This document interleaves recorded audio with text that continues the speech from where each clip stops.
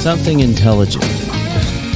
Oh, yes, I'm on today, man. I've got my... It's nothing but wall-to-wall comedy now. I've got my clean caffeine. What is that? It tastes like hard seltzer, which I'm not happy about, but it's not hard seltzer. It's just... You sure about that? Yes, I read it over and over again. Plant Press Clean Caffeine. Sparkling water with immune-boosting vitamins and... Don't do the ad. Electrolytes. Oh, electrolytes. I always... That's good. It is hot in here, though. It is. It's fucking outside. It's crazy. So I heard... I'm listening to this new book. It's actually not a new book for me. It's a rehash. But she was talking... It's about this, alcoholic housewife type of adventure. Mm-hmm. And, so she documents going through the process and all of that. And then when something came up, fuck everything and run, when they were talking about fear. Yeah. And I just thought it was great. I forgot about that. And how it goes is the acronym for fear, fuck everything and run, mm-hmm. or is it face everything and recover? Right. Aha, those are your choices. So anyway. Or it could be fart everywhere and run. Fart everywhere and run. And sorry, we're back. Here we go. Welcome to Recovery in the Middle Ages, the podcast about two middle-aged suburban dads and their pursuit of life, love, and recovery. I'm Nat. Hola, I am Mike. Me amo. And boy, do we have a show for you. Today on RMA, Mike returns from his diving trip with stories of American alcoholic excess. And we buckle up for a deep dive of another sort for part 2 of the RMA Relapse Spectacular today on a very special edition of RMA. Yes, and thank you for listening. And if you would like to get to know us better, maybe learn more about Nat's astrological signs. I'm a Leo. Are you? Yeah. What are you, a Scorpion? No, I'm a Capricorn. Just that like my daddy. My dad's a Capricorn. Is he really? So are you lawyers a Christmas baby? Capricorns make good lawyers. Huh? Yes, really? Are you a Christmas baby? January, early January. So I'm sort of on the cusp of Aquarius, which makes sense because I'm practical and spacey at the same time. And it's the dawning of the age of Aquarius. It's been dawning for quite some time now. So if you want to learn more about us, visit us at middleagerecovery.com. You can find the podcast at Podbean, Apple Podcasts, Facebook. No, you can't find the podcast there, but you'll find us there, fighting with listeners mostly. You will find us. Instagram, Spotify, Amazon, YouTube, and Twitter.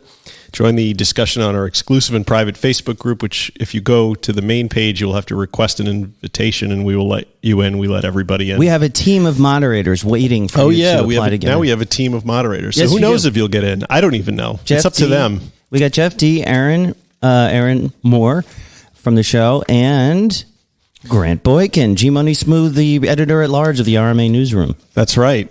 Grant provided a substantial amount of research for today's show, I might add. Thank you, Grant. And even sent me a follow-up email this morning on a point of clarification for something that I was curious about. Yes, and we're using all of that, all of the research. Last night I was burning the midnight oil. Were you? I started, I worked on this during the day yesterday and at night. I always think about hash when people say they're burning the oil, burning the midnight oil. Burning the midnight hash. Great reviews will be read on the show. Open your Apple Podcast app, search for our show, click the Drunk Monk, scroll down to where it says reviews, and then click write a review. Give us 5 stars and say how much you love us. I think I'm going to rewrite that copy. Yeah, the word show appears twice, too close together. We got one from Monk8675309, which is Jenny's number. Mike Monkey. Did you catch that? I did. 8675309. No, I didn't. Yeah. This guy's very clever. Thank you. Monk E says, a great podcast, funny, insightful, helpful. Thank you. Yes. Monkey, you're the best. We think all those things too. And everyone else do that. Yeah. And it doesn't have to be long. It could be short, like that one was. Yeah. Perfect. Very. New merch is available. We're working on it.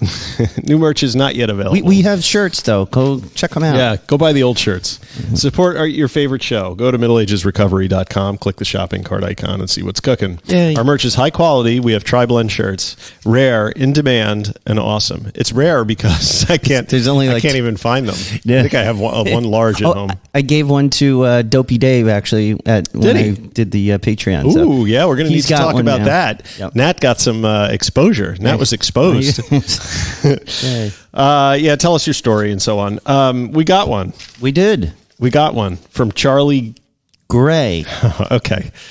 Right. Got it. And it says, hello, my name is Charlie Gray, and I am a 35-year-old white gay man living in Midwest America. I, too, am a white gay man Yes, living you in are. Middle America. I would like to share my story of living 11 years as a high-functioning, chronically relapsing alcoholic, where I attended no fewer than 54 separate facilities. Wow. Jesus in an effort Christ. to find myself. That's like, how many is that a year? I deliberately didn't read this until right now, just so everybody knows. This is all a surprise to me, Really? too. Yeah. It's actually very well written. It's pretty good. This guy's, he's sharp. It all began shortly after I graduate from Drury University at 22. Bright-eyed, hopeful, and eager to become an Academy Award-winning actor. Weren't we all? Yes. I was ravenous for experience, which I found, albeit not quite as I anticipated. Wandering from corporate banking to global travel, always with a vodka bottle in tow, I became privy to the glittering underbelly of an addictive lifestyle. Ooh, the glittering underbelly. I love the glittering. It glitters a lot in the first few years. This guy's actually a writer. Yeah. I learned later. All right. Fearing this was my ultimate fate, I fled to a series of rehabs, detoxes, and psychiatric wards. It is through these stories that I have woven my message of growth and authenticity. I was bruised and despondent, yet I found a way to lift myself from those depths. It's not a how-to or a dissertation on the effects of mindfulness, but rather an earnest gay man's recounting of how I found my identity. I guess this is like a blurb for his book. My experience offers unique insight into the method and mind of a chronically relapsing alcoholic and the tools necessary to combine such an affliction. I have remained sober since July 8th, 2020. And in that time, I penned a memoir, in an effort to broaden... It's a French word. Yes, isn't it? In an effort to broaden my experience to our people, I am seeking to be a guest on your podcast. So, interesting. People are reaching out to become guests. We've all got to start somewhere, and I'm absolutely certain of my experience in relapse. And lots of scattered vodka bottles will provide better comfort for many of our peeps. For I can only keep what I'll be giving away. Take a chance on this old gay boy, yo. Okay. He said also, thank you so much, Charlie. He also asked me to mention the memoir, and it's called At Least I'm Not the Frog. It'll be available on Amazon in early August. And also you can follow this guy's Facebook author page, Charlie Gray. Or follow his blog, At Least I'm Not the Frog blog. Thank you so much, Charlie. It's so cool to get like an author writing us, and you know what? I kind of want to do write. I want. That's what they do. I would love to. I'm going to take a chance on this old gay boy. Yeah, let's take a chance on him. Yeah, I'm happy, Charlie. If you. you're reading this, yeah, that's because we're writing the show here. Right. If you're listening to this, and that wasn't just a blanket blast to all the addiction podcasts, that's probably what this was out there. Drop us a line and we'll try and... this is Charlie Gray's like PR department, just like looking for a podcast that would be dumb enough to read it. No, but thank you, Charlie. We do appreciate it. Yes, we do. Yes. I'm very interested. I was not at 57 facilities, but I know that it's possible. It just sounds like I would love to hear how... Just over 11 years, that's like... It's a lot of travel. Lot. Yeah. So it's like, when do you have time to use if you're... if you're constantly in rehabs and mental institutions. His story, just from what I read here, reminds me of, there's a really good book by, it's the last name is Burroughs, but it's not the Burroughs you're thinking of. It's a younger guy. I do know what Burroughs I'm thinking of. Augustine Burroughs. Oh, yes. It's a younger guy. Million Little Pieces? So Augustine Burroughs, you're thinking of a different guy who's James Frey. Yeah. Augustine Burroughs is a gay man in publishing or something like that, or he's in marketing. Marketing. Yeah. I read his book. Dry. Great book. So this kind of gave me, reminded me of vibes. that. Yeah. Dry is a great book too. Everybody read that immediately. Yeah, that guy really had some. Yeah, he's good. He went dark. yeah, gets dark. Setting the timer. Great. Okay. I'm going to hit the actual record button on the backup. Okay. Because you never know. I don't know. That's for sure. What happens if we do this for like an hour and a half someday and we lose it? It's bound to happen. I mean, it is, right? Yeah, it's going to happen. And then what are we going to have to do? You just got to put on your big boy pants and do it again, man. That's what you do. Wow. Dave was telling me from Dopey that a few times he has done an entire interview, but with like a celebrity. Right. Only to realize that something didn't come out right. You can't hear there was a couple that he sent to me that he's like, can you fix this? And I'm like, I tried. I'm like, there's only so much you can do. So as a pro, you got to just do it again. It happened Take with two. Rich Roll, I think, because he was talking about that. And he did a whole other, you had to. Yeah. Do you want to talk? I mean, I know we're jumping around, but do you want to talk about your interview with Dave now that we're talking about your interview with Dave? So I was very excited. Those of you who don't know, there's probably very few of you who don't know this, but I'm a big fan of Dopey.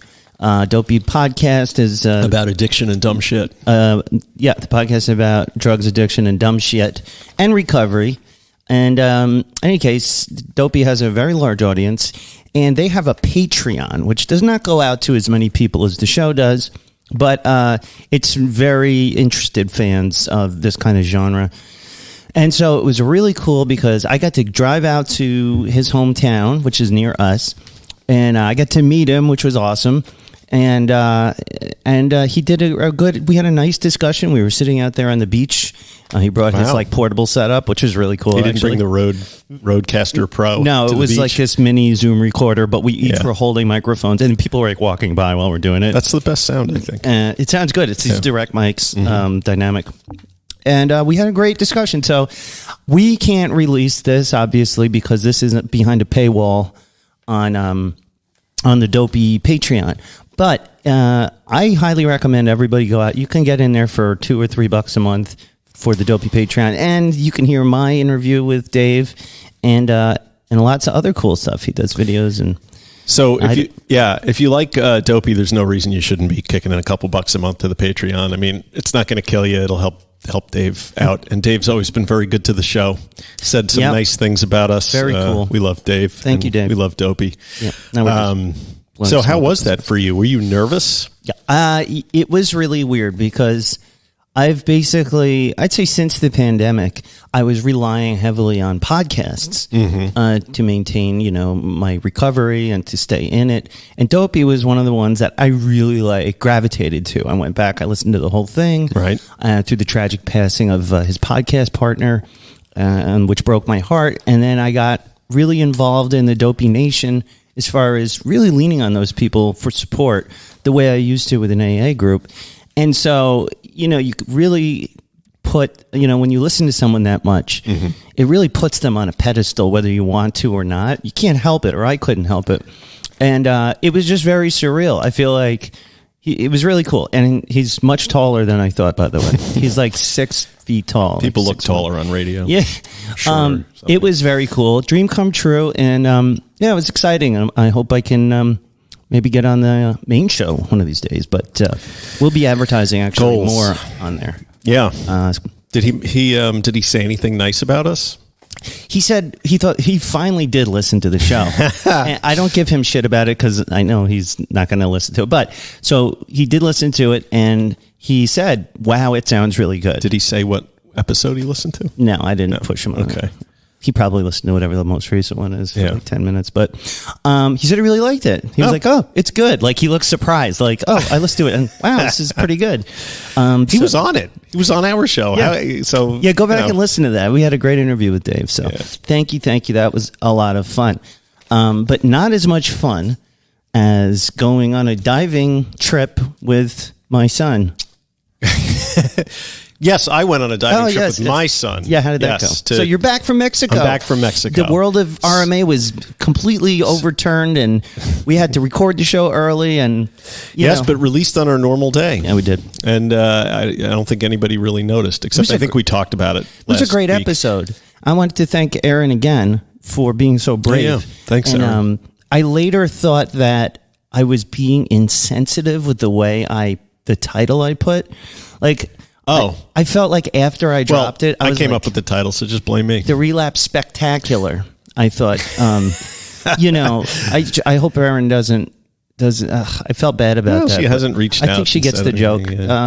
But I'm not. I don't mean this to is make a light. addiction comedy podcast. It is. I don't want to make light of a relapse. Like it's not light. And anyway, it went really great, and I hope you guys enjoyed that. This is part 2. So Mexico was interesting. Number one, it was interesting because I was just there by myself with my son. Nobody else. My wife didn't come. The other kids didn't come. So the dynamic was a little strange. Yeah. But what was really strange was. There was much more bad activity, I guess you could say, by drinking people on this trip than there was on the last one that we took in April. Bad? I don't know, bad. What's the word I'm looking for? Much more out in the open, I guess. People who were, there was a swim. No shame. Swim up bar in the main pool. Everybody clustered around it. There's one couple parents put their kids in like one of those floaty round things and kind of set them out into the pool while they like were chained to the swim up bar. And, and I'm swimming around with my son, this is after we get our first dives in, and he's looking at this, and I see him, looking at this and the behavior, because I'm not ragging on Texas. I happen to love Texans, but because Texas is only like a 3-hour flight from Cozumel, you tend to get a lot of Texans there. And these Texans are big in every way. Like they're big people. They were big drinkers. And they were extremely loud, and the loudness was accentuated by the amount of rum drinks that they were drinking. And I think my son was a little tripped out by the whole scene at the pool, because I was like, I had to say to him, I'm like, this isn't really how people normally behave. But when there's alcohol involved, people can get loud. Well, we were talking a bit while you were over there. We were texting. Checking up on you as your tandem sponsor. Mm-hmm. And it made me think like, because obviously I used to do that. It made me think back like on a cruise I was on and like the drinking in the morning. But I remember when I was really full into my alcohol addiction, being on a trip, I remember like having to get a drink in the morning and feeling that desperation. Like you said, people were drinking in the morning. I was like that. I went to the buffet.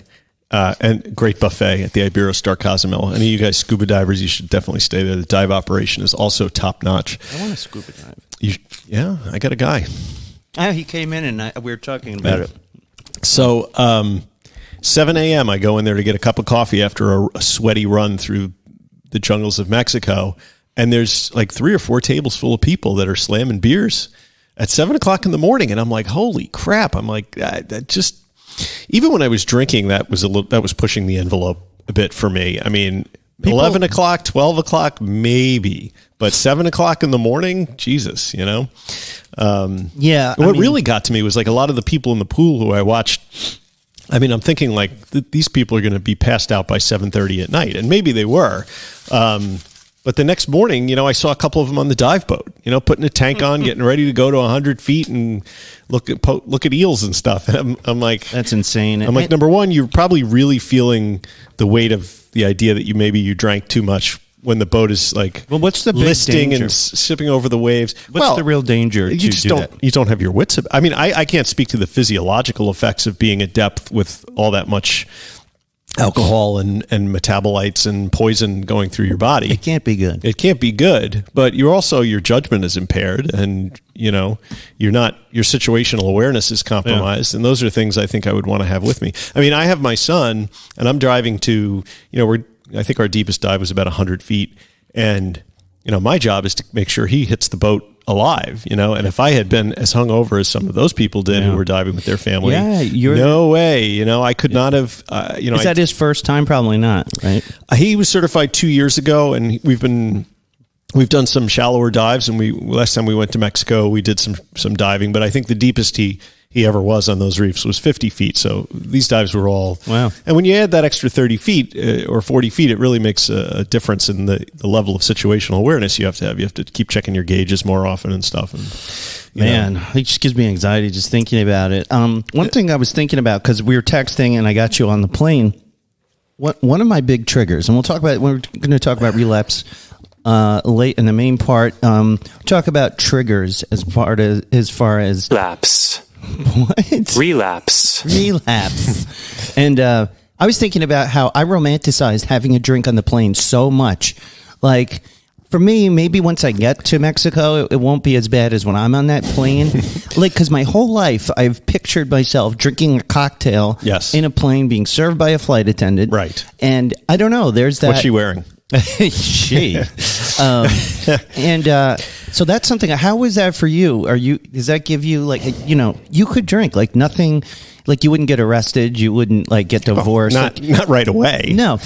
But, like, I don't know, like, how is that for you? Do you have that same experience? Well, I hearken back to my business travel days, where usually on the way home would be the time that I would be hitting the wine on the plane. Right. But travel in the morning, I was never a morning drinker. So I wanted to drink the second I got into an airport. No, it didn't matter what time. I was in the Delta Lounge, and there were definitely people throwing them back at 6:00 in the morning. But the thing is, in an airport, it's almost like the alcoholics can get a free pass because there is no 5:00 time. Somewhere, right? Somewhere. So there's that. But honestly, on the plane, especially now, like COVID, like they really. The airlines have used this as a great excuse to, like, not serve you much at all. Yeah. They give you, like, a box of, snacks with goldfish and water, and if you want a drink, they begrudgingly bring you one. Yeah. So, a little of the romance of... Did you fly business class? We actually did. Yes. Both ways. But it's only because I had miles accrued from 13 years of grinding it out in coach. I've only done that once, and... my father-in-law used to work for American Airlines, so you can get me bumped. Yeah. Once you do that, you never want to ride coach again. You don't. And if you've ever seen that Seinfeld episode, do you know what I'm talking about? I don't think I know that one. Okay, I'll see if I can post a. It's probably on YouTube. So yeah, that was. When are you going to Mexico? August 11th. So you're going, like, okay. Well, we're gonna miss my birth. I know what you're thinking. You're like, Nat. August 14th, you're going to be away. We were going to go out for your birthday and have a big party for you. And so exactly. I don't worry. I want you to rest assured. I will be back. We can celebrate afterwards. When you and my son have birthdays a day apart. Oh, no kidding. Is he the Ben 13th or the 15th? He's the 13th. No kidding. Yeah. Huh. You see that? That's why isn't that something? We're so alike. My wife told me to make sure to pay you for that ball that they stole when they came in here the other day. Okay. I'll put it on your tab. I also got to buy some water bottles. We'll talk about that later. Yes. So I understand you went to my old employer for a trip.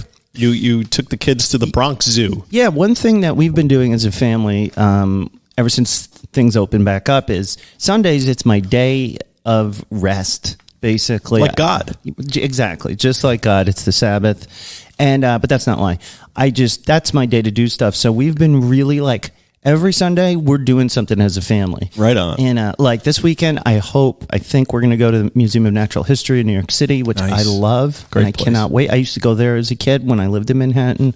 So I have great memories from that place.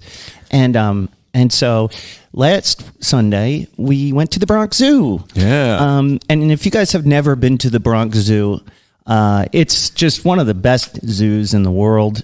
People come from miles around just to see these gorillas, and which were amazing, by the way. And we had a great day. Like, I have to say, I know I've talked about on the show kind of having difficulties with my oldest son behavior-wise and the way he deals with his little brother.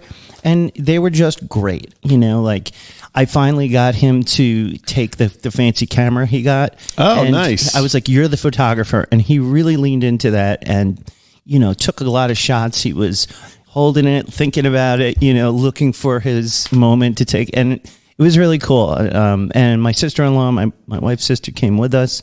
And it was just a lot of fun, The zoo was awesome. It was great. I just really loved it. I mean, tons of walking. We walked like 13,000 steps or something. Well, it is one of the largest metropolitan area zoos in the United States. comprising 265 acres of parklands and naturalistic habitats separated by the Bronx River. Did you know that? That's right. I did. I think I knew that because we went on the tour where they drive you on that special cart, and then it goes over the water and the bridge and everything. And you went on the Bengali Express monorail, I believe. That's what that is. Yes. Yeah. What is this? You went to you worked there. I worked at the Bronx Zoo in 1986. I think I knew that, but I didn't remember. I may have mentioned it on an earlier show, but back then, they have the zoo shuttle, and it takes you from like one side of the zoo to the other. Yeah. So you don't have to walk. We won't.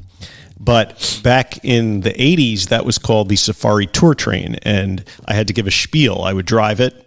And I would say, on the right, you can see the Greve zebra. Their stripes are actually not black, but brown. Stuff like that. My wife was telling me, like the guy was doing that. And she's like, "You could do this." Yeah. Well, I did that. You did it. They gave me a script. I had to memorize it, and I was working there with a guy who ended up becoming a DJ at WFUV. He worked there many years, but we became good friends that summer because we used to smoke a lot of weed together. I had an apartment a couple blocks away from the zoo, so we could run there on our lunch hour. Wow! Rip bong hits, eat sandwiches from Mikey's Deli, and then go back to work. Wow! That was a crazy summer because, I'm a Long Island kid and I had only been in the Bronx for, a year or so going to school up there. So I met some people that grew up there, like this DJ guy grew up in the Bronx. So he had some friends, and some of his friends were like, rougher characters, right? So I remember going one day after work, we went to this hip hop party in the South Bronx after work with this big biker. That my friend knew, and everything was cool, and they were kind of like, everybody there was African American or Jamaican or some variety of, not a white boy. Not like a French guy. So I was a bit of a novelty. Like people were like talking to me and stuff. But then Frank, who was the biker, pulled a knife on a Jamaican guy because the Jamaican guy was causing all kinds of problems or something. And I remember having to run out of there. Wow. And then we went to some really weird speakeasy strip club in the South Bronx. And I don't know, I wrote a little description of what went on there, but I'm not going to read that because that's... and also that summer that I worked there, one of the trainers got eaten by a tiger. Oh, that's horrible. Yeah, it was. Wow. It was. Everyone was sad for a day or so. I don't remember seeing that in the news. Yeah. Yeah, they don't advertise that. No. And I did once drive the Safari Tour train on acid. I took LSD. I found it hard to give the tour. Yeah, I took the driver's ed in high school. I think I told that story. I took a hit of acid and I was doing driver's ed. Did you see back then a lot of people drink? Was alcohol a big part of the zoo? There was no then? alcohol served at the zoo then, but now they have zoo brews and all this kind of crap. Yeah, and I took a picture of it specifically for the show because when I'm out and about, I am taking notes for the show. And they had a little hut called Zoo Brews, but I honestly didn't see a lot of people drinking. I mean, no, but what they do is they sell tickets for an event called Zoo Brews, and they open up the zoo at night, and you can go there and drink your way through the zoo with younger people. They do that at the Metropolitan Museum of Art, and they do it at the Museum of Natural History as well. It's like a wine tour type of thing. Yeah. So, I guess they figure incorporating as if the rare and exotic animals are not attraction enough, they have to provide you with rare and exotic beer as well. I found myself to be, and this is one thing I'm noticing in sobriety, is I'm very much focused on the trip we're taking or the food we're eating or the people I'm talking to. Whereas before, I was really just focused on where can I get a drink? Right. Can I have a drink? Mm-hmm. Do I have to drink it in a special area? Maybe I have to sneak one or whatever it was. And so I found that this time it was really like I was focused on my kids, focused on my wife and the animals and just experiencing it. And I don't know, it really does a lot towards enhancing day-to-day experiences. Yeah, because I would always have that internal clock that would know when it was 5 o'clock, and then I would start planning the day around where I was going to get those drinks. But now it's like time has shifted. Like I can just do stuff without it. Yeah. It's not even in my head anymore. Yeah, even in the morning. That's a new thing for me, being able to get up and function. Like instead of going for whatever, my fifth of vodka. I mean, it's different. It's totally different. Yeah, gorillas, monkeys, elephants, rhinos, giraffes, you name it. And the people watching was excellent, but I'm not talking about that. No? Why not? Because I don't have anything specific there. In any case, but very, very interesting. A good time. It wasn't Mexico, but it was the Bronx Zoo. I understand that you have a very stressful party to prepare for. That you came home from your vacation and you had to just hit the ground running. Ready. Yeah. Well, my father-in-law's turning 70. He's, like I mentioned before, he's been in the program for like 30 some odd years. Right.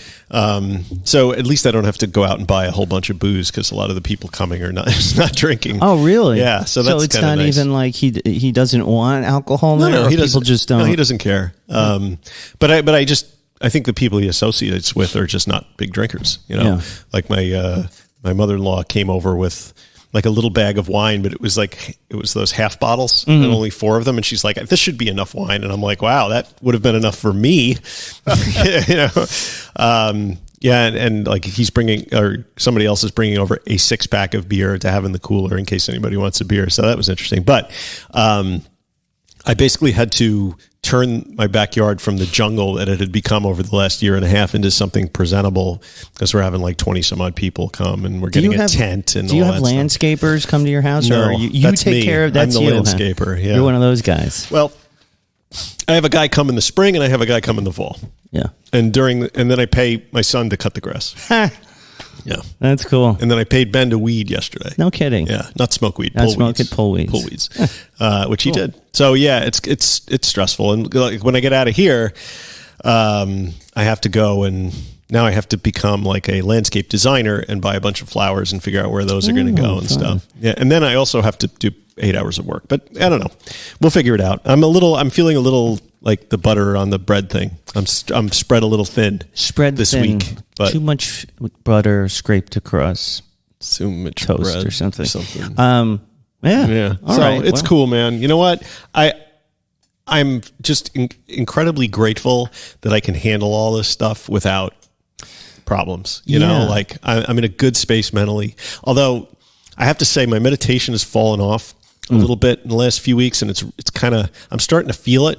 Yeah. I'm starting to feel like that peace of mind is a little harder to grab. I was getting my meditation from running. And that was my real meditation time. And I haven't gone in like 6 days because of the heat and just life. And I've been going to the gym still. I've been getting my ass to the gym, but man, I really feel it when I don't do my running every few days. Running is good meditation. Scuba diving is amazing meditation because there really is, you can't focus on anything else. You know, you have to be kind of dialed in. So it's all about focus, or else you run the risk of, relapse. Speaking of relapse, something funny happened. Relapse. Today. Not today. Last week. So there's a guy I used to work for. I used to have this job at this marketing guy at this big company that is sort of like ZocDoc, but isn't, which is a medical. I don't know what that is. It's annoying to explain. It's not that interesting, but he was a really good show. He was a boss with a great big company. He was very successful. Got multi-millionaire. And this was back in 2011. And I was just such a bad alcoholic back then. Mm-hmm. I mean, I was running out to pick up dope on my lunch break. I had vodka in my coffee cup, like the works. Nah, he never noticed. He never said anything to me directly, but he had this one guy I worked with, the IT guy, one time say, "Man, are you like, Anthony thinks you're just like wasted 24/7. Are you like drinking all the time? Like, what's going on?" And he's like, I'm not coming after you personally. I'm a little worried, Right. And I was like, no, I don't drink. Meanwhile, at that job, like one of the things I accomplished was watching the entire series of Lost. Well, at work. So that boss, when I did get fired, it was couched as part of layoffs that they were doing, but I'm sure, me being wasted all the time, had an effect. This will be a great opportunity to get rid of that drunk pretty much. In IT. And any case, that guy lives in our town, basically, in the fancier part. Right. And so since I've opened my store, he's come in like a couple of times. And it's just been really interesting. Every time he comes in, he's super friendly. Yeah. You know, he brings his new baby in, and I don't know. It's just, I feel so awkward. I feel like I want to make an amends, but every time he comes in, and he's only been a few times, but last week I really wanted to say, like, man, I'm really sorry, you know, that I did that. And I didn't, you know, take the job opportunities seriously. And I really felt like I wanted to make an amends, partially because I'm thinking, man, maybe he's got a job for me. Because this guy, he just has jobs. Like he has like 60 employees, different companies. Like he's all over the place. Hell of a guitar player too. Maybe it couldn't hurt, you know? But I feel like I would have to say something like, listen, or just like casually mention, oh, I haven't had a drink in 4 years, something like that. Or you could just be like, when I worked for you, I was so fucked up. Yeah, just like, I'm really sorry. So, any case, Monksters out there, if you have suggestion as how I should handle that, because I would like another job, please let me know. Or if you want to hire Nat, yeah, you know, drop us a line. I have too many jobs that don't pay. I do too much volunteer work, so to speak. So that was interesting. Incidentally, how's the church deaconing thing going? Church deaconing. Are you on a hiatus for the summer? Oh, I forgot to mention the church deacon thing. You just reminded me that when I was on Dopey, it's right on the outline. That's why I brought it up. It is. Kid. It is. I thought it was really interesting because, you know, Dave has an agenda in his head. Of which way he wants to go with the interview and what he's going to grab onto and pursue as far as questions. And he really started to, you know, he was very intrigued by this idea that I was a church deacon on the one hand, and on the other hand, I was, you know, doing drugs and living this double life. It is pretty interesting. And I don't think about that a lot, interestingly, but maybe it's just me blocking it out. But yeah, that is like living that double life. And he was just talking about how part of that is the thrill of getting away with it. Mm-hmm. And just pretty much like, how does that make you feel? You know, and how did you cope with that? How does that make you feel? It was. Did that make you feel? It was horrible. Yeah. I hated it. I hated that people thought, because I was getting away with it, and people would say to me, you know, sort of. Yeah. Right? Well, I didn't get, because he was asking, how did you not get thrown out of that church and da da da da da. And for whatever reason, I was really able to not go into church like wasted. It was really, anytime I came into the church, I was in between using. So I was in bad shape, but I wasn't, you couldn't smell alcohol on me. I wasn't drinking. It would have been different if you were Catholic. They would have welcomed you. Yeah, right. Have another one. But when parents, you know, I was a Sunday school teacher, or if I helped out, you know, volunteering at the church with something, you know, people would always say to me like, oh, thank you so much. You know, the kids love you, and, you know, we really appreciate, you know, and I would think to myself, you know, if you only, knew. And so one of the things I've been trying to do in my recovery is to marry the person I project and want to be with the person I truly am. And I feel like that was so far, you know, apart, and now it's really a lot closer. Like, I can honestly say, if someone says, thanks, Nat, you're a good guy, you know, we appreciate it, I think, you know, I am a good guy. I work at that, you know, and I don't have to feel like I'm conflicted. You know, like there's like no cognitive dissonance. No, you have an integrated personality now. Like, you're not hiding. You are what you are. Right, which is one of the reasons I don't necessarily mind when people know about this show. Yeah. I'm sort of coming around to that. Yeah, thought it's like local police, like, as I feel like I'm really good with what I'm up to, you know, and I'm not ashamed of the disease that I have. And I think that's important, that we sort of, you know, break that stigma. You know, maybe if there was no stigma like that, it would have been easier for me to get help sooner. You know, maybe it would have been more acceptable for me to say, no, I've got to go to rehab. Like, it's just something people do. It's the worst. I had an interesting experience, speaking of more people knowing about the show. I got a text message out of the blue from a guy I went to law school with 20 years ago, who... he's a friend of mine too, but, you know, the only corresponding or talking we've really done in the years have been over Facebook, and he just sends me a text message with a link to our podcast and said, "Hey, I was listening to this, and I'm like, the guy sounded like you, and then you mentioned that you had kids who were named Jack and Ben, and I was like, wait a minute, is this you?" Oh no! And I was like, yeah, it is, and he had found it completely randomly because he has almost 2 years in the program.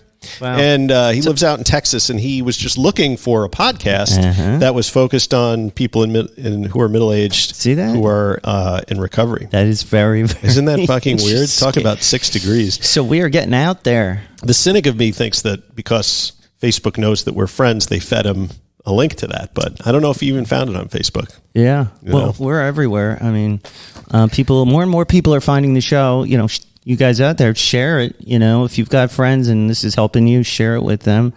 I have a whole bunch of people I went to law school with and regular school with who are, it's funny, like people my age, they start hitting 50 and it's like you can go one of two directions. You can sort of continue, you can turn pro and really go down the tubes and let your health slide out and then check out early, or you can get your shit together. And I know I can count a bunch of people that I know who have taken the turn and gotten their shit together and gotten into recovery and gotten serious about dropping the drugs and the alcohol. And that was. I know a bunch of them listen to the show. Yeah, so. It's very, very. It's cool and it's frightening all at the same time. It is. I've been getting nervous doing the shows lately because I'm watching the numbers, and it's freaking me out a little bit that what so many people I don't know and may know are listening to this. Yeah.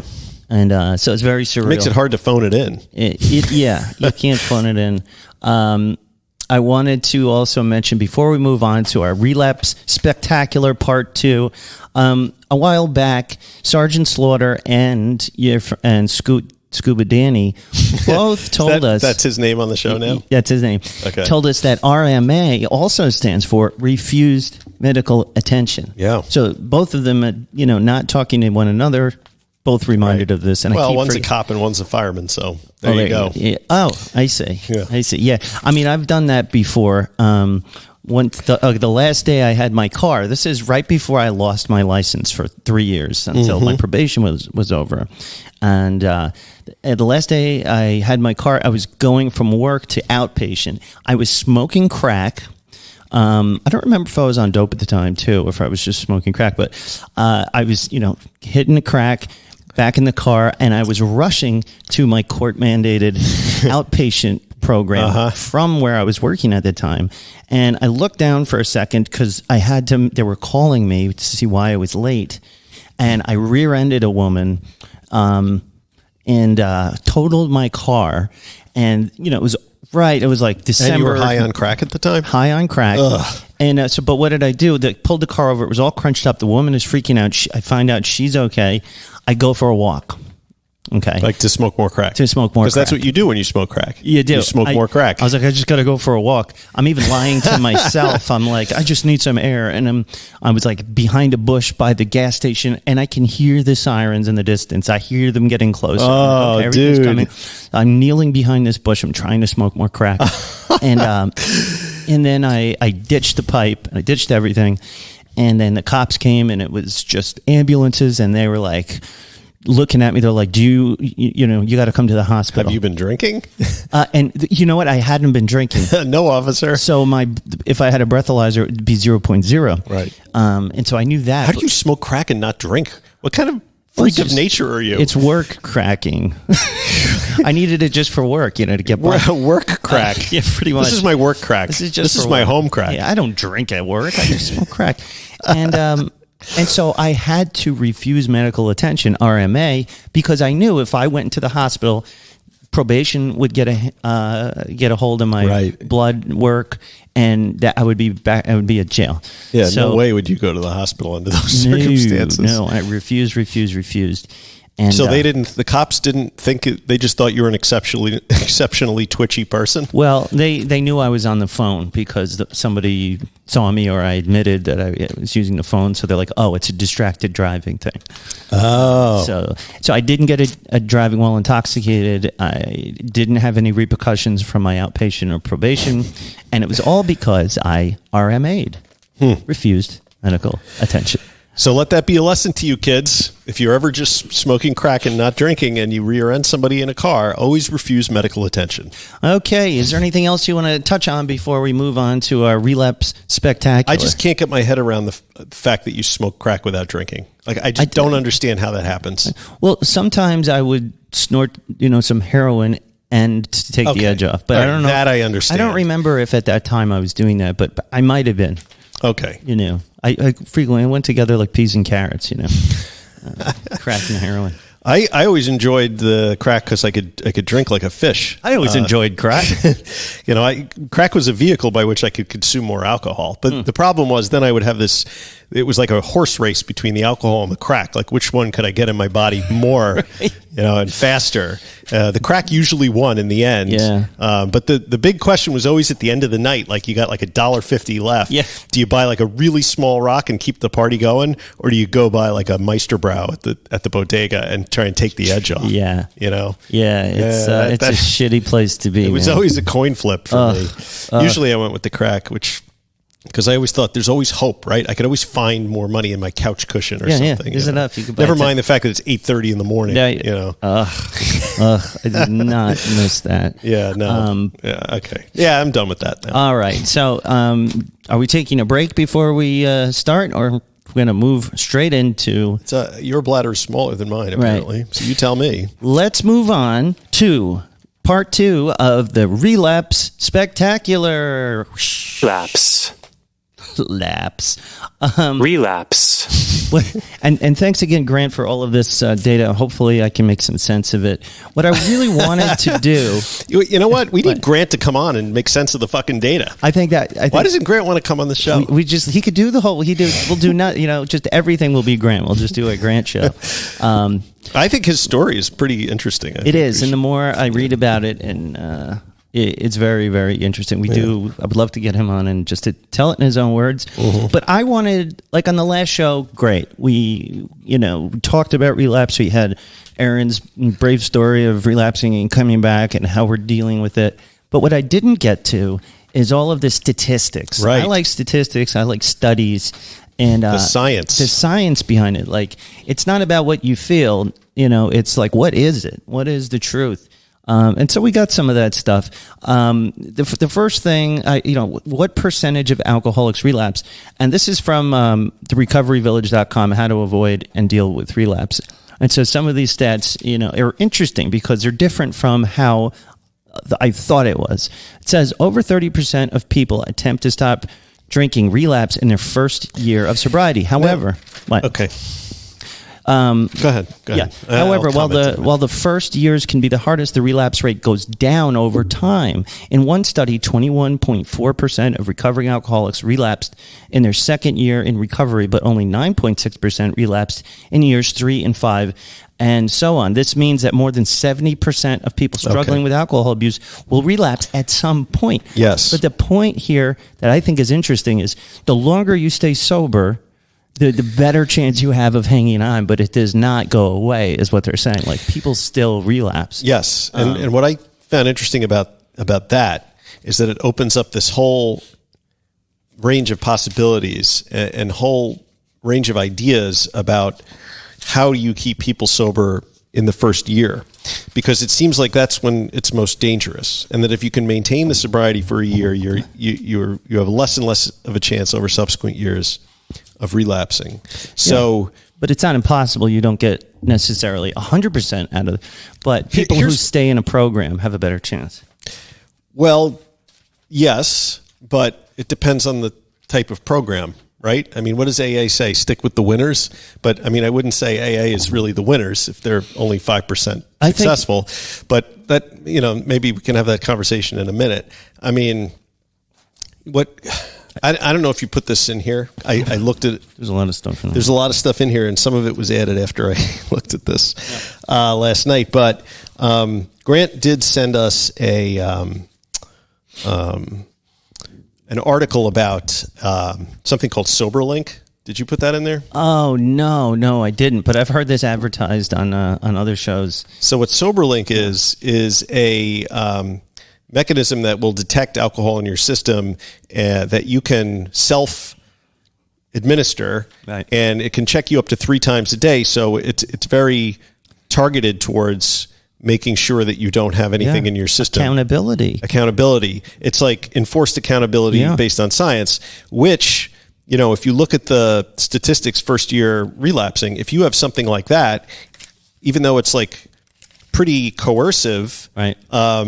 It helps you build the recovery muscle up to the point where not drinking becomes the habit. And I think that happened with me. You know, I often say that without my legal deterrence, like one of the first things that I got was a blower, Intoxilock. Or a fluffer, as they call it. Intoxilock in the car. So that did help me to stay, like, knowing that if I got caught and I was getting tested, where I was at, that was the thing keeping me sober for any amount of time. And while I was doing that, I was also going to AA, also going to outpatient, and also seeing a therapist. And so for me, it was the combination. AA certainly brought it to front of mind also, but having that deterrent, I'm a big believer in throw the kitchen sink at this thing. Like, don't completely throw out one thing and substitute for another. You find the things that work for you and the different things if you can. But I think we need to find the thing that works for like the most people and is most effective, right?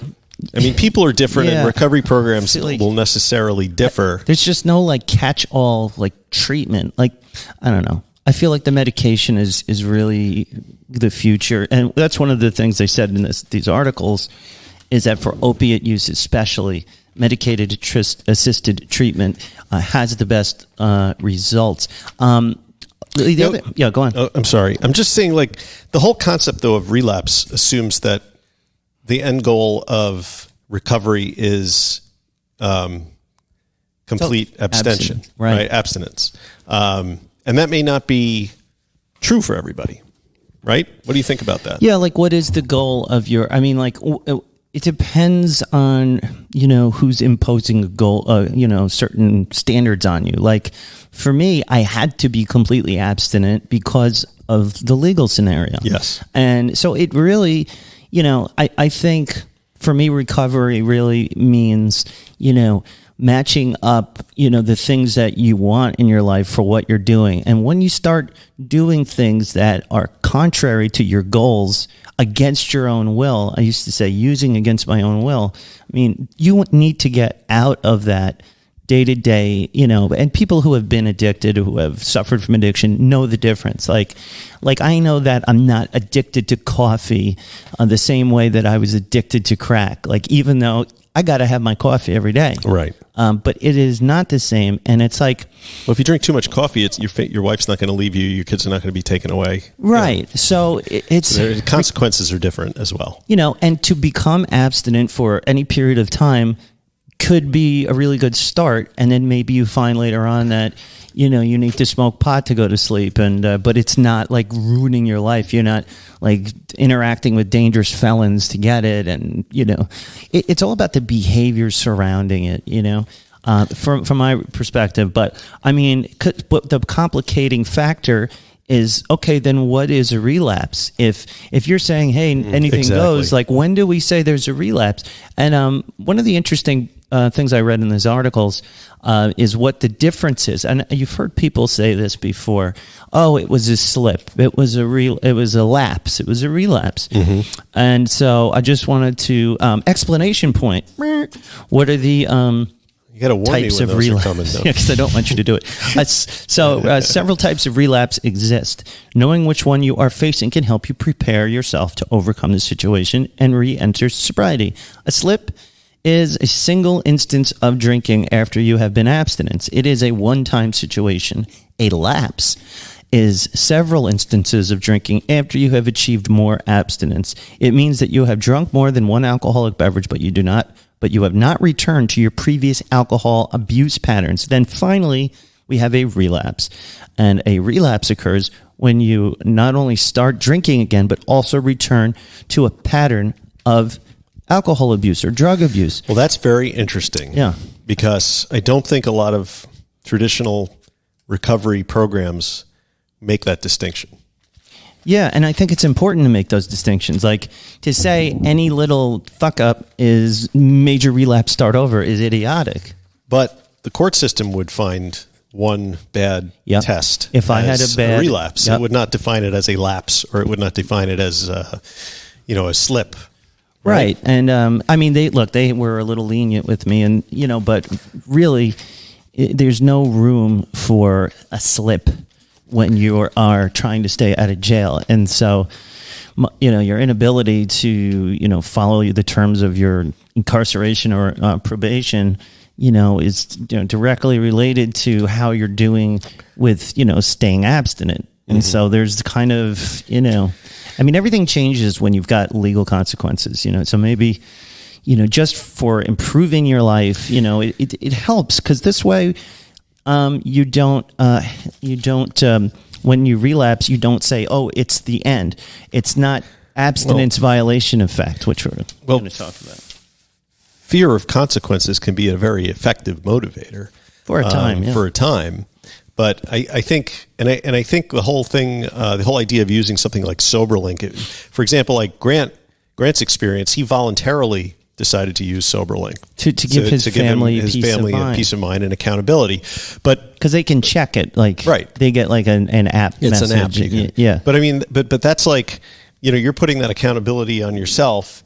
The state is not telling you to do it. So you already have to be more predisposed towards changing your behavior, right? This is not coming from the outside. Right. It's coming from within you. So your internal life is already sort of primed if you're willing to take that on yourself to get better, right? Yeah. And I think, sure. So something like SoberLink and that accountability, in the first 6 months to a year of recovery is huge, because that gives you the space to then begin working on the internal stuff inside your head that needs to be worked on to stay sober, which I think if you're in some kind of a recovery program, whether it be, This Naked Mind or AA or whatever, you have to start doing that internal work. And that may explain why after 5 years, the risk of relapse is 15%. If you manage to maintain that sobriety, it's not just because you're not using substances, you're actually doing other things, right? I mean, you're working on your interior landscape, so to speak. Yeah, and that's, I always talk about that when we talk about harm reduction and medication-assisted treatment. I had the luxury of a lot of these things hanging over me that were testing me and all of that. Luxury, it's interesting you put it that way, but yeah. Well, but what it allowed me to do, and I was able to, when I did relapse or lapsed, I always came back and tried again. And that's something I always talk about, be persistent, consistent, enthusiastic, and keep coming back. There was for the Recovery Research Institute had a study on like how many tries does it take to resolve a substance abuse problem.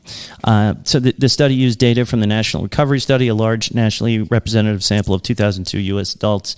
And what they found was those with 5+ years of recovery reported an average of 5 recovery attempts, and the median of 2. Okay, that's study stuff. The number of serious recovery attempts an individual needs varies on how severe their circumstances are: depression, lack of local support, addiction severity. Accordingly, some people may need many attempts, but most people need 2 or less, which is very interesting, because it took me 20 or 30 attempts. That was not my experience. Yeah, I mean, for me, it was endless day ones, endless, like, I'm not going to drink anymore, So I guess maybe I'm not sure what they mean by a serious attempt, because... Is that like, I'm self-directing to go to AA meetings or reading This Naked Mind or participating I don't in an really outpatient. know what that means. Well, I knew the difference between when I was really trying and when I was just bullshitting to make my wife happy. Or, the next morning I'm never drinking again. I mean, is that a serious attempt? No, I wouldn't call that serious. So what this is showing us is that recovery is not usually something that a snap of a finger, spiritual awakening, everything's different. No, which is sort of how it gets sold. And really, the truth of the matter is, not only is everybody, going to respond to different things, but, people will fail. I failed. People will fail at this, and it's how you come, just like we talked about with Erin and how great she's doing, because you're learning from that and making another attempt, and you're just sort of building on your body of knowledge and experience, and ultimately that's what changed me around. But why do you think that's, after years and years of trying and failing, why do you think at one point it just clicks or something happens? Like, what is that? Is that the miracle? Is that the moment of clarity? Is that because I've thought about this a lot, because I tried to quit drinking for years, and then all of a sudden, once I could do it, I did it. Yeah. And I can't figure out why that time was different from the 20 times before. Yeah, it's not always something you can put your finger on, But one thing is that you were working on it. You were trying, you opened your mind up to, I need to change this, and I'm going to find a way to do it. And no matter how many times I failed or got thrown out of my house or lost a job, I didn't just give up and say, well, I fucked up, and then that's it. Right. That's because I important. did that a few times too. People go out and die all the time because they're too ashamed to come back, and they think because it's been built up that you have one drink, you will die, and when they do, they're like, oh, I guess I'm dead. So fucking let's go for it. Well, I think people, and I don't mean this to sound like elitist or anything, but I think people who are smarter, like who have a little more self-knowledge going into the recovery process. Mm-hmm.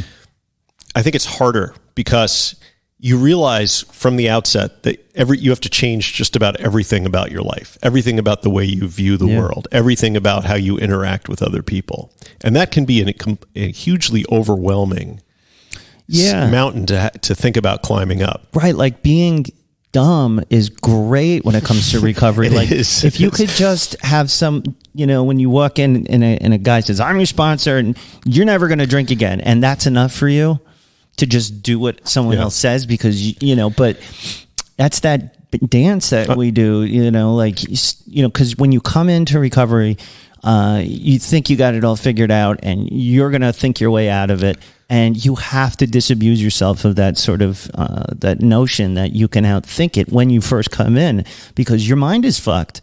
It brings you in, and addiction does this.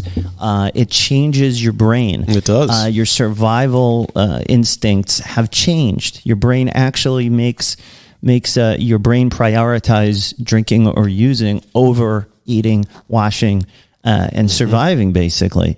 And so it's just really, it's really endemic. It's really difficult. The one thing I also wanted to point out, this came from another article called "How Can Thoughts and Cravings for Alcohol Lead to Relapse?" It says, what are what leads a lot of relapse prevention programs I had to take. To always talked about, what's triggering. You hear the word trigger. What causes a relapse? Like, how do you prevent it? And so they have diagrammed some of the things leading up to a physical relapse. Nobody intends for a relapse to occur. They happen accidentally, and not always, and often result from situations that snowball. A single thought can trigger a cascade of events that eventually lead to a relapse. The first part is the trigger. Mm-hmm. People who struggle with drinking often have triggers that they associate with drinking in the past. For some people, it might be a location such as a certain bar. Yes, stay out of the bar where they used to drink, or a group of people with whom they used to drink. Being around past triggers can make a person start thinking about drinking again. That's the trigger. It is interesting in the whole people's, places, and things. Like, you got to be careful about what you surround yourself with because of those triggers. But I think you can also look at certain emotions as a trigger. Like anger can be a trigger. Yeah. Depression can be a trigger. Like if every time your parents call you, you get anxiety. Right. And that creates a trigger. Yeah. Yeah. And then what happens from that trigger moment, the thing happens. Sometimes it's just, I woke up in the morning. Like for me, my trigger was the alarm goes off. That's my trigger. Right. but then you get that thought. The trigger happens, and then the next part of this is the thought. And then it's the way you think about a trigger can determine whether you continue on to a relapse. For example, it is common for people to mentally justify having a drink by allowing themselves to have thoughts like, I am around all my friends, I'll only have one drink and I can control it. These thoughts are red flags that can make a person more likely to relapse when they struggle with drugs and alcohol. And I relate to that a lot. Sure. I get that trigger. That's how my last relapse, the one that nearly killed me, started. I was doing great. I talked about this on the Dopey Patreon. Like, I was doing great that day. I had 6 months clean. I was still on probation, but I was doing great. I was being tested regularly, going to recovery meetings, going to AA, all of that. And then one morning, I don't know what the trigger was that day, but something fucking triggered me. And it started me thinking, I could just have a drink. Right. I can have one. Like, of course I can. Look how good I'm doing. You know, my problem wasn't really alcohol, you know, it was dope and crack. And like, you know, what is it? It's just a beer. And that's how it started, you know. Then I got the next part, which is the craving. And once you've given yourself mental permission, once you talk yourself into it. That's it. Right. You're out. To exit sobriety. And, you know, and I can I can vividly remember having that debate with myself. And it wasn't much of a debate. It was one side, you know, just destroying the other, like, you're going to drink. But I mean, when you've reached that point, it's almost impossible to reel it back in. The craving is really, because it's this visceral, you know, it's, you can't control it. Just like I used to, when I was really active alcoholic, I couldn't drive past a 7-Eleven or a liquor, God forbid, there's a liquor store. Like, the car almost steered itself. It was the craziest thing. I'd be telling myself, I don't want to drink. I can't do this. I'm going to get arrested. Like, it didn't matter. My hands started to go. And like, it was just completely under. And then, I mean, and then it becomes a pattern, you know. Right. And to break that pattern is extremely difficult. I would stop at the same liquor store on the way home every single day. Yeah. And like the idea, and I would always tell myself, I'm just going to drive past today. And I always turned into the lot. You're right. It was an automatic behavior. And then there's the relapse. Then you go and do it. And the relapse happens, and the description here is, guilt and hopelessness are common feelings after a person in recovery has had a drink.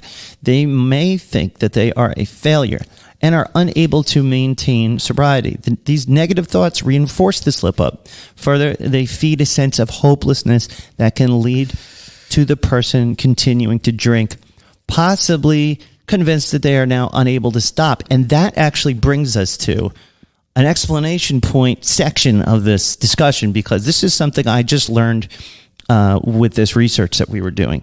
Apparently, clinicians suggest that these strategies to avoid relapse or mitigate its effects in How to Avoid Relapse, which is a U.S. News and World Report article.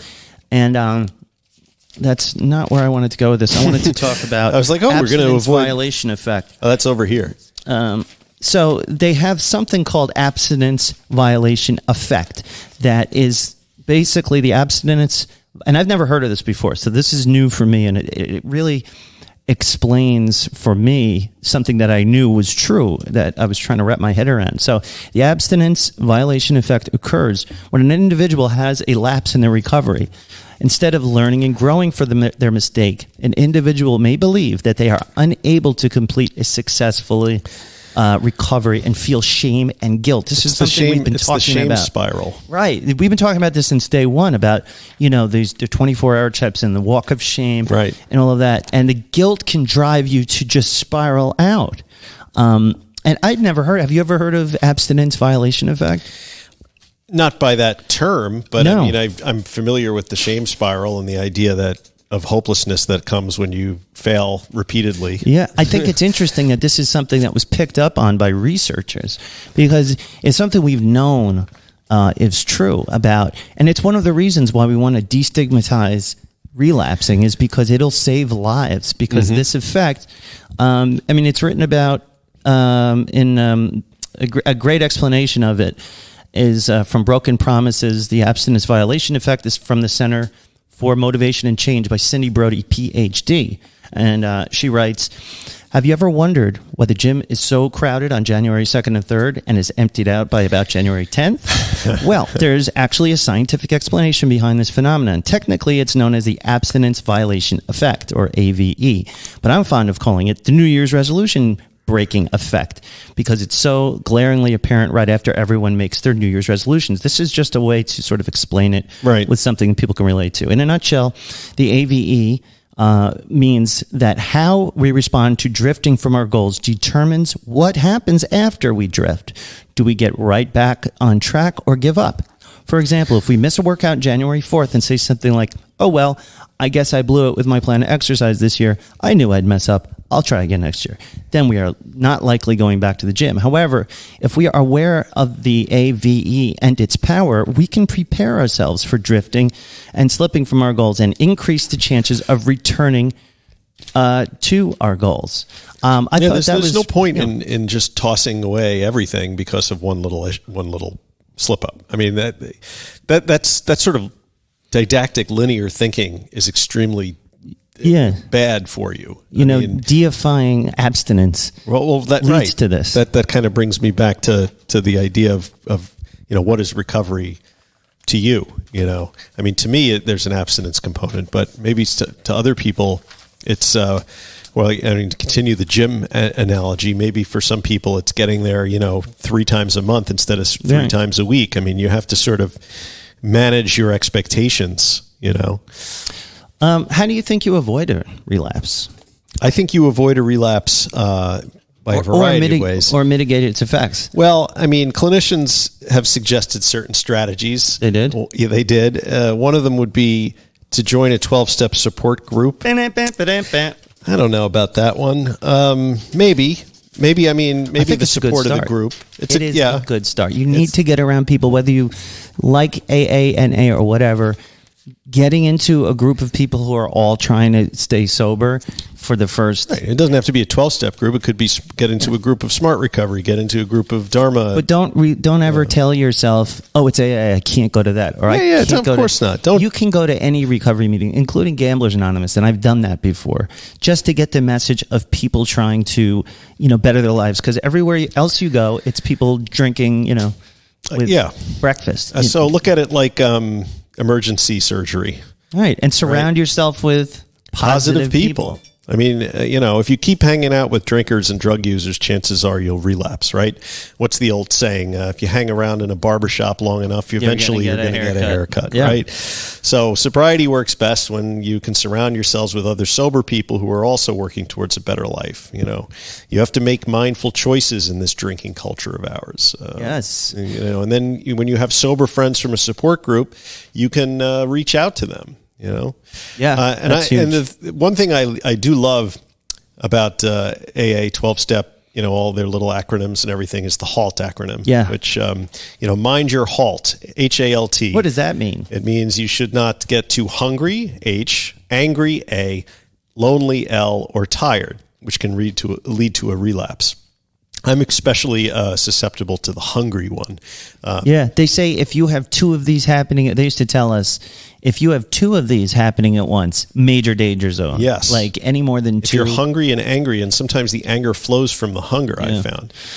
80% of fights are usually between couples are a result of one of them not eating. Yeah. Have you heard that statistic? I have not. I just made that up. It sounds like absolutely correct, though. I think that's a great acronym. It always stuck with me. And early on in recovery, I used to actually, when I was trying to stay clean, I would think to myself, when I started to crave something, I would say, am I hungry, angry, lonely, or tired? And then I would identify whichever ones I was, and I would remedy those problems. And usually, and maybe it was just the act of trying to do something about it more than actually doing it. It got my mind off of the craving and the using, and it helps. I actually, one thing that was different for me from the last time I put a serious effort into recovery was I used to try and do everything all at once. I would try and quit drinking. I would start, exercise more. I would do all of it at once. I'd become like a macrobiotic Zen diet, but this time around, what I said was, you know what? I'm just going to focus on the recovery part.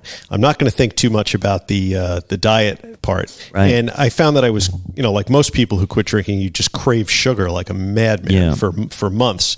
And I just indulged myself. Yeah. I carried candy around. I ate candy. I ate They ice do that cream. in rehabs. They have candy all over the place. But it worked. Yeah. It worked. Instead of denying myself, which I always have in the past, I just shoved the fucking candy in my mouth, and it really made a big difference. It kept my mood level, which is weird. Yeah, I don't know what the science behind that is, but they always say, especially recovering heroin addicts, they go for the this outpatients I was at, Dawn, who was the leader, she always had a big bowl of sucking candies and gummies and shit like that. I think it's got something to do with the way your liver metabolizes glucose and stuff. Yeah. But I found that went away after a few months. I became more normal with it. But anyway. Yeah, your body has to reset. The other thing you should do is learn new ways of coping. Right? Some people in recovery experience a pink cloud. I did. During the first weeks or months of abstinence, a euphoric feeling of well-being. I had that in spades. Eventually, though, that wears off, and then you have to do the hard work of learning how to deal with life's up and downs without alcohol and drugs. Whee, what fun. I loved my pink cloud. Yeah, me too. It was great. I tried to maintain that as long as possible. And what I hated about certain recovery meetings was the old-timers, dismissal of a newcomer. You're just on a pink cloud. Yeah, I'm on a pink cloud. But you know what? That pink cloud, ride that fucking thing as far as it'll take you, man. Yeah. And I used to, really look up to the long-term sobriety guys who still appeared to be on that pink cloud. Mm-hmm. You can continue to stay. I mean, it's not going to be magical forever, but you should always feel good about what you're doing for yourself. If you're going to all of these recovery meetings and, you're working on your recovery, but you're just miserable, recovery is partially and a lot of it for me is making yourself really happy. Right. You might say, well, what if I think that, snorting cocaine will make me happy? But that's a deception. Yes. Yes. We know what the good things are, or if we don't know, we begin to quickly see, how it's working. I did not have a pink cloud this time around. I actually was rather depressed the first few months, but I feel like now I am much happier, more level, more up. Yeah, more up, but it's you don't want to be manic, and that was something I was always conscious of because I was pretty. You get shit done. I was very manic, still am, not as much, but I wanted to make sure I was being right sized and I was, I was doing things for the right reasons. But and then of course there's one must remain vigilant. Right. Remember that just because you have some time put together, it doesn't mean that the potential for relapse is gone. You can relapse at any point in time because the structure of your brain has changed, and you have to be cognizant of that. Mm-hmm. But on the other hand, if you do relapse after a long period of sobriety, I don't know. Yeah, that's bad. Well, and in relapse because you tend to go whole hog. Right.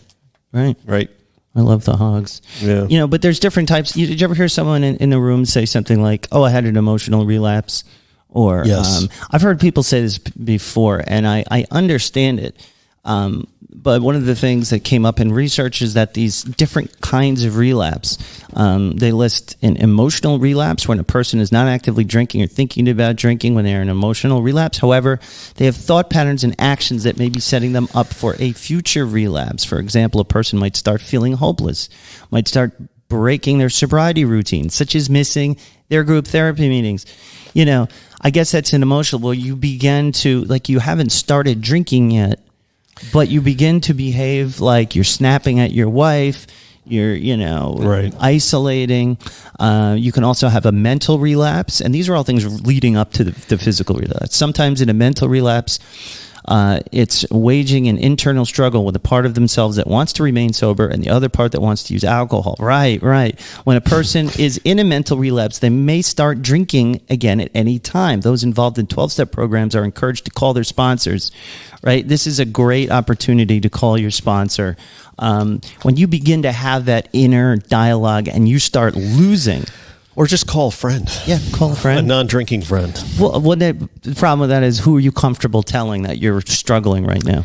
Well, that's why in the earlier ways to avoid a relapse situation, we said it's helpful to surround yourself with people that are also on a similar path. Right. Or talk to your tandem sponsor. Right. Someone you're working with, or someone like, your wife, but you got to get it out of your head, because you're going to lose that debate if you give it any oxygen. It's very, very hard, especially internal early. oxygen. But if you put it out in the world, then all of a sudden you can see it for what it is. Right. And of course, the final relapse is the physical relapse, when the person starts actively using again. And then you're resuming these patterns. Mm-hmm. And I think that's a big one for me, is identifying patterns. Like, anytime someone is like, oh, you took CBD, you're not sober. Or, oh, you take Kratom, you're not sober. I'm like, no, I don't agree with you, because I know what sober feels like, and this is it. Right. You know what I mean? Like, I'm thinking in terms of how destructive are my behavior patterns. Are the things that I'm doing, how do I feel on a day-to-day basis? Yeah. And I know that right now I'm in a great sober place. And but part of that is being mindful. Like, if I stopped reaching out, if I stopped doing the outline regularly, stopped working on this show, stopped making my phone calls and listening to my podcast and things, I would start to notice feeling differently. Just the fact that I stopped, running as much. I'm overly sensitive to that, because I know it's something that was helping me with my recovery. So just being mindful of all of that. It is hot, though. Yeah, it's a little hot. So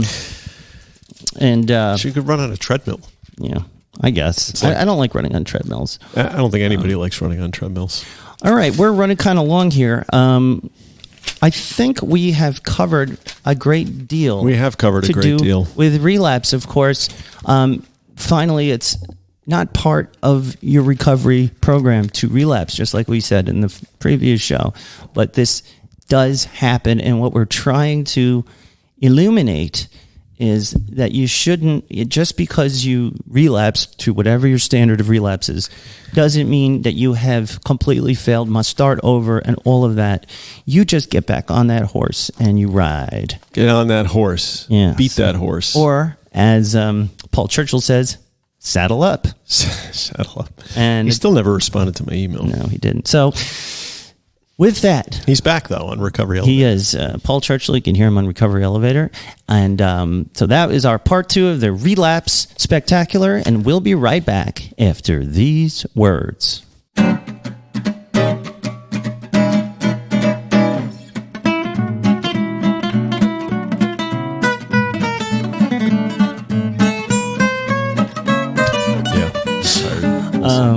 And we're back. We're back. For some reason, this relapse topic has really made me nervous.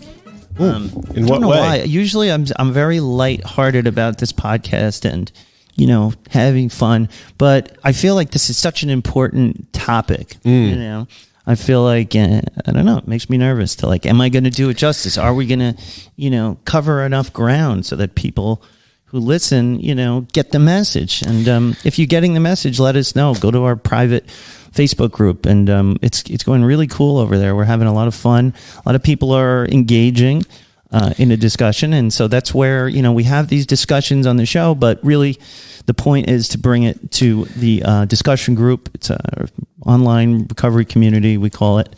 It's free. You just have to join up.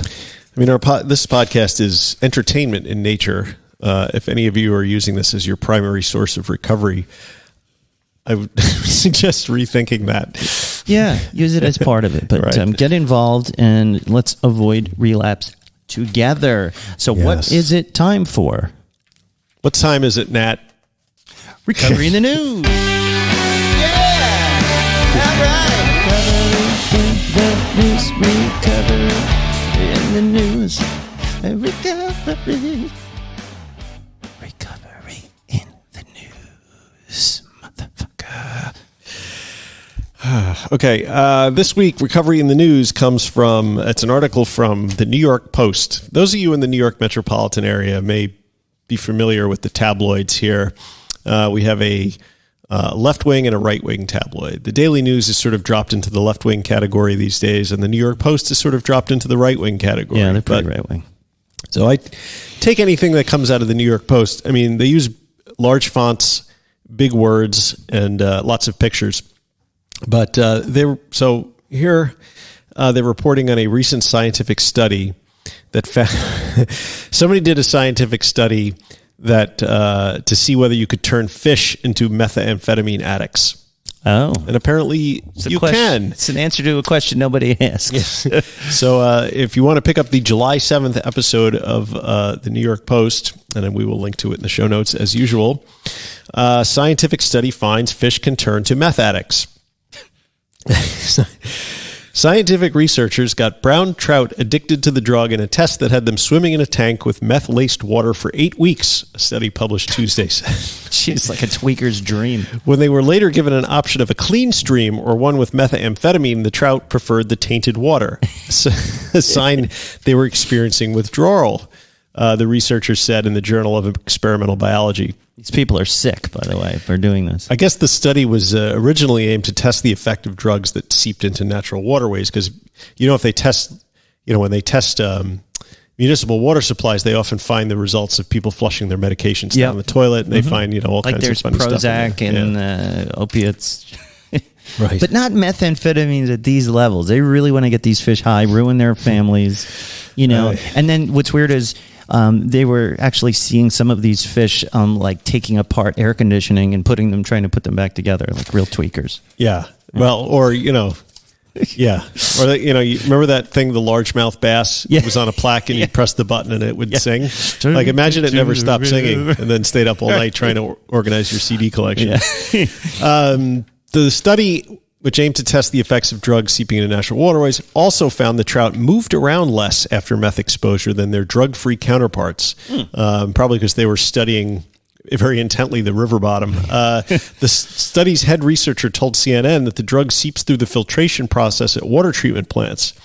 That as the drug seeps through, drug-addicted fish could seek out water change, behavioral patterns, and throw the ecosystem into disarray.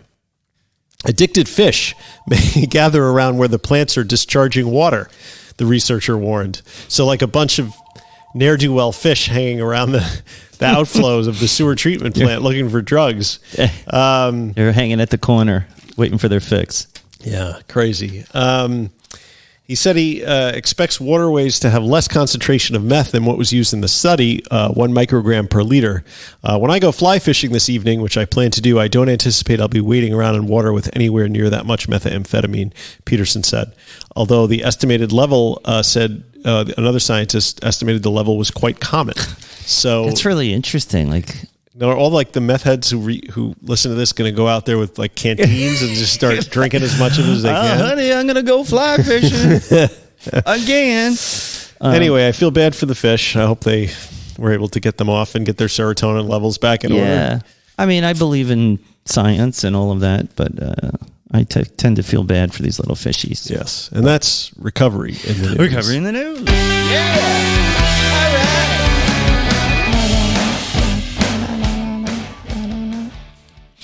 And that brings us to the Week in Weird. This Week in Weird. Bigfoot filmed crossing a river? Yeah, found another Bigfoot. Maybe it's the same Bigfoot, just being seen by different people. In any case, this is by our favorite Tim Banal. Yeah, you have to find a new I like author. Tim Banal. It's been Tim every week. He always says bewildered, and I love that. Okay. An intriguing piece of footage from Michigan shows a rather sizable creature in the process of crossing a river, and some suspect that the strange beast could be Bigfoot. A group known as the Rocky Mountain Sasquatch Organization received the wild report earlier this month from an individual named Eddie, who claimed that their cousin spotted the strange scene while kayaking on the Cass River. The man in Michigan. It's not the South. They don't talk like that. It sounds better when I do that. The man initially provided them with a remarkable photo that appears to capture a bipedal creature crossing the river while seemingly holding something in its arms. There's a guy with a case of Meisterbrow. Maybe Jenny Light. Fortunately, Eddie subsequently shared a brief video of the eerie encounter, which provides a somewhat better glimpse of the oddity. Although admittedly difficult to decipher, as per usual with these things.